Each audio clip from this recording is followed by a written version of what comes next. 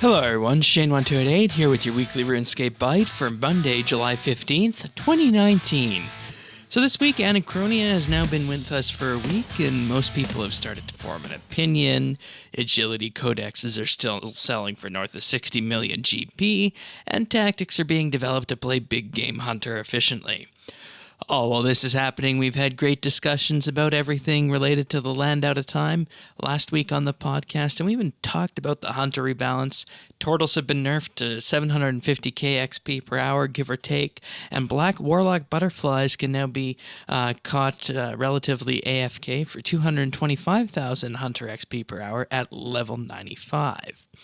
Now let's have a look at some of the patch notes this week and changes brought forward to the land out of time.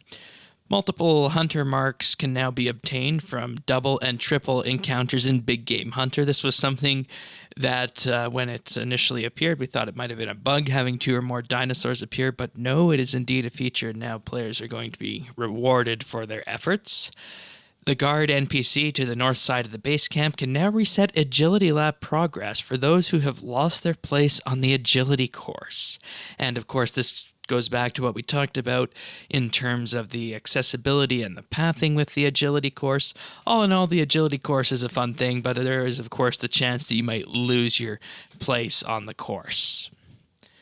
Agility Lab progress will also be reset when entering the base camp if you've been logged out for 3 hours and have not interacted with any agility obstacles beforehand.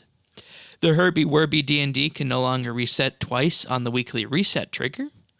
The Pterosaur Maul and Hex Hunter bow effects will now appear as a debuff on the target when affected by the debuff, and the Pterosaur Maul comes from Big Game Hunter and is effectively the melee version of the Hex Hunter bow. Failing an encounter in Big Game Hunter will no longer reduce the amount of dinosaurs you can hunt in the area. Leaving, teleporting out of the area, or killing a dinosaur will still make progress towards the encounter going on cooldown, and this is good because you don't necessarily want to be penalized if you make a mistake. The Bone Crusher will now also work with the bones you get from Big Game Hunter.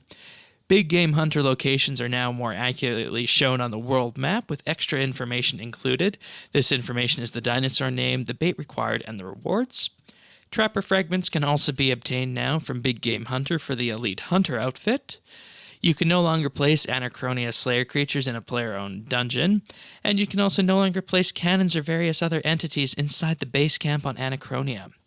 Jadinkos can also now spawn in Big Game Hunter, and what this has the effect of doing is drawing the attention away of the dinosaur, because the Jadinkos in effect act as a snack for the huge dinosaur you're hunting, and the dinosaur will move towards that Jadinko, and this can either be to your benefit or detriment, so more on this later this week on the podcast.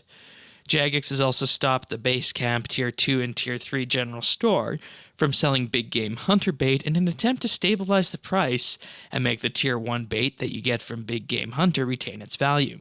When these were first added in development, Jagex didn't expect the price to be as high as it currently is.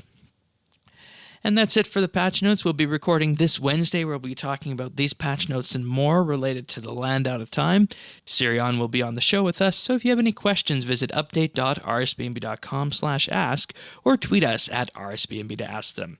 You can also join our friends chat BitsBytes in game if you want to chat with us there, and if you found this video at all useful, like and subscribe. We'll see you this weekend.